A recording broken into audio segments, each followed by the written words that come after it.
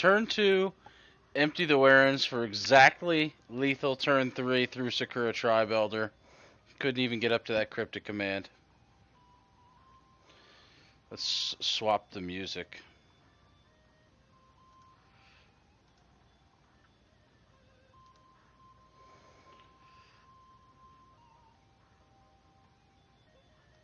I have no idea what this music is. Oh, boo. Well, we'll find out in a second.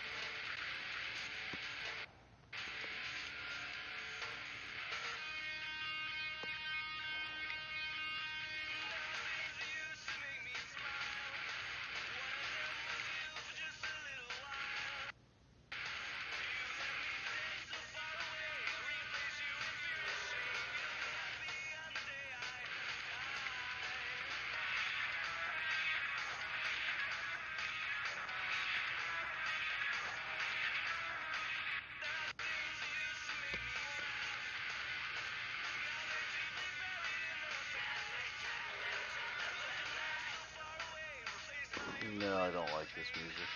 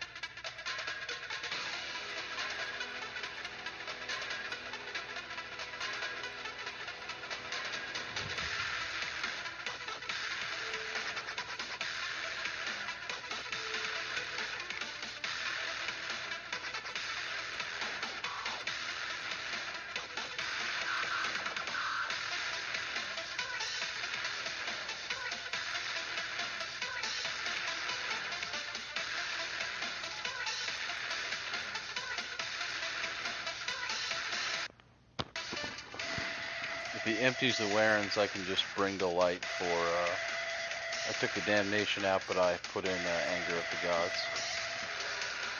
But he doesn't. So instead, we'll just camp behind his Charm and play to win. He doesn't have a lot of cards left in his hand, he's only on 2 lands.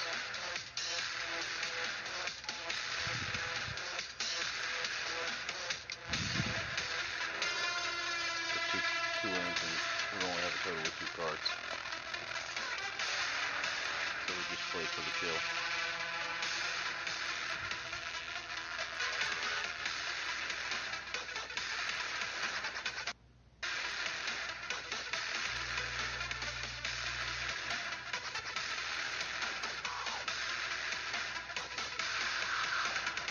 Pick up today, because today is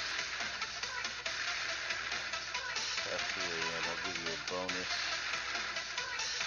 commander game against my buddies.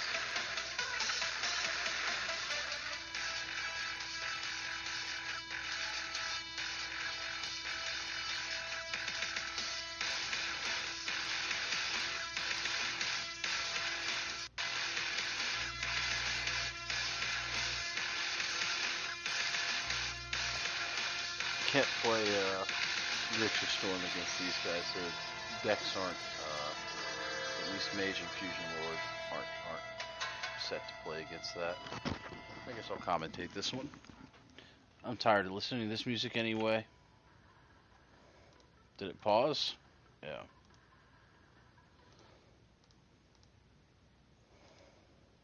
Okay, so I immediately, we're on Skype, call out that me and this guy, but this is almost certainly going to be Blood Chief Ascension right out the gate, which it ends up being. Prosh opens with Soul Ring into ramp spell. I have no ramp in my opening hand. My hand is really slow. Not particularly good by any means. I consider saving the Candelabra and opt for Jori, but then after I see how fast the starts are, I decide I just need to dig. Liliana's Caress and Blood Chief Ascension. So, not looking so hot. Prosh already on the field. He can't afford Cradle, so he's not playing anything like that.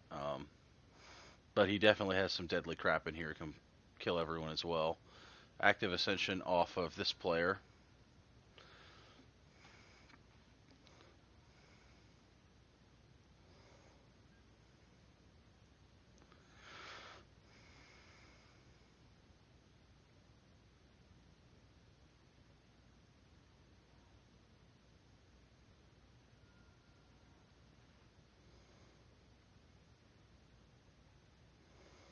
Xenagos, so he gets his poor man's Cradle.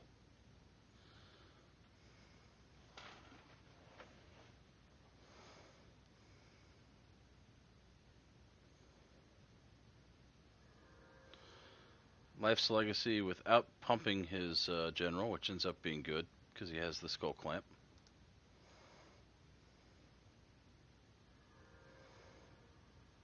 Blast Axe. Not sure I agreed with Blast Axe there. In fact, I think it was a poor decision. Draw Wheel, but Wheel's incredibly dangerous with Blood Chief Ascension and Liliana's Caress out. But my hand is so poor, I'm looking for a way to cast the Wheel. I have Sower, so I can steal at least Prosh itself if it comes down. Anything else nasty someone plays. Play some crappy Extort creature.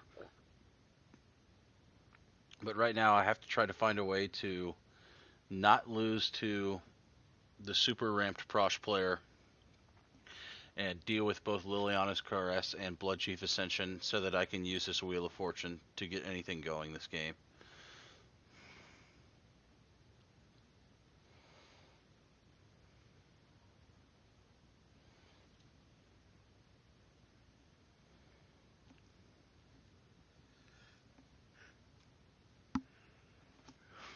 Goes back out to Prosh. Boom, Xenagos. And it's looking very, very bad. Since he's on a budget, he doesn't quite have the follow-up to just close the game out, though. He goes for Vicious Shadows. I can't let that card resolve. That's just death. I decide to get rid of the Active Ascension at the same time. At least make him replay it. Caress bops him.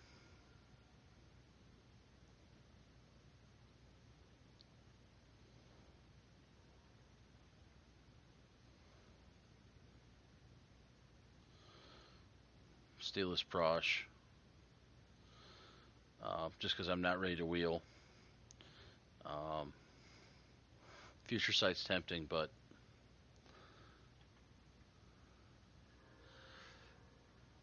I just could not let him have that card. Ascension ticking again. Extort plus his little poke you land.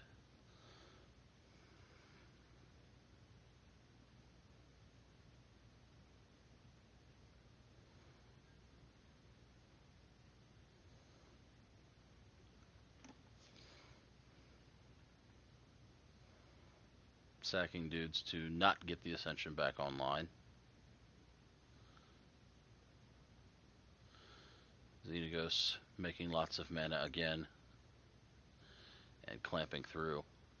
I feel like he got fairly unlucky not to get some sort of kill spell, but since I took his prosh away, and I don't know how much redundancy he has in making tokens, even if he got a Puriphos type effect, he might not be able to get enough triggers off it to just kill everyone. But he's definitely eating through tons of cards. Goes to cast Boil, which is about to ruin my day here. If that Boil resolved, I think I would have just punted the game to Gekyu me, because we were playing multiple games in a row, and I could have just wheeled it. I could have just wheeled and punted him the game, so we could have played another one. But luckily, that's not what happens. I decided to cast the wheel anyway into the Caress, almost killing Fusion Lord and not taking too much damage. The Ascension's not going to come online quite yet, so it's not that bad.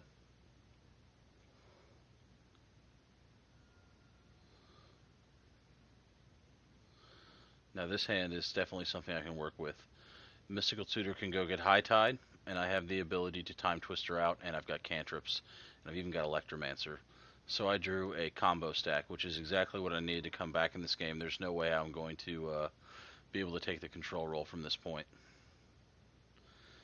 So good chance I can push all in on my next turn, because I don't think I'm going to get too many more with this kind of board state.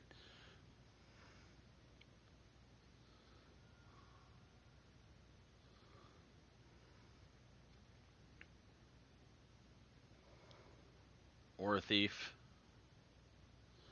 Trigon Predator. And he swings at Fusion, putting him down to 2, which is quite awkward, because now that the Ascension is active, he literally cannot put a single card into his graveyard from anywhere, be it casting a spell, sacking that Burnished Heart. He really can't do much of anything without just getting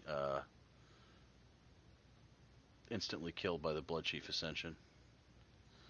So he plays his Zealous Conscripts and steals his Sangromancer. But because of the way the order triggers work, he's still going to die to the Ascension before he can gain any life from that card. So he plays a Living Death, which I don't know if he... I was talking to him on Skype. I don't know if he didn't know what order the trigger's going to go on, even though I'm pretty sure I told him what they would do. He may have just had no other play. Not quite sure. But he's just going to die to the Bloodchief Ascension. The Aura Thief's going to die, giving Mage control of the 2 disgusting enchantments. But the triggers are still going to Gikyin me. So at this point, I'm thinking, okay, I have to push all in or lose. So Mystical Tutor High Tide to the top of my deck since I've got a Candelabra. And just try to combo kill everyone.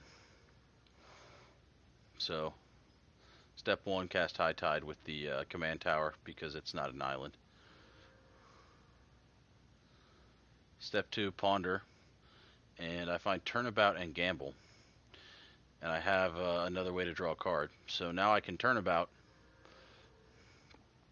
pick Gamble up, and go for a Past in Flames kill.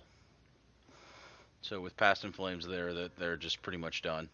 I'm going to go ahead and remove the Bloodchief Ascension first. Go ahead and grab Gamble. There we go. Don't click Island, please. Now we get to untap with the Candelabra to set up for Past in Flames. We discard the Time Twister, so Past in Flames costs 1 less, which is quite nice.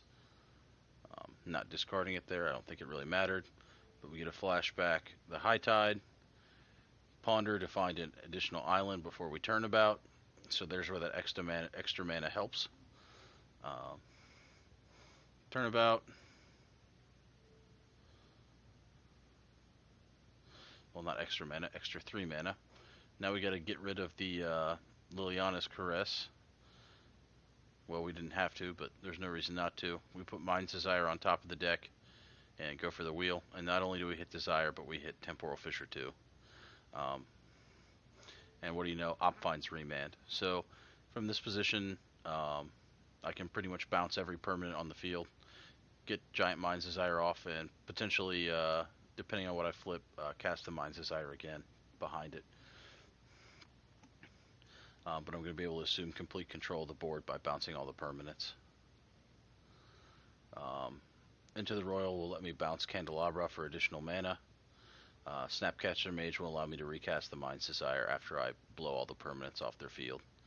And I have enough mana to blow all the permanents off the field and then Snapcaster back Mind's Desire. And flip like most of my deck. At that point, I just have to worry I don't mill myself out, which I've got plenty of cards to not mill myself out and finish the game, even though that guy has quite a bit of life. There's a good chance I hit Young Pyromancer or something like that. Yeah. So there's that. And I think with that bonus commander game, I think that's enough for this video. Moxnix.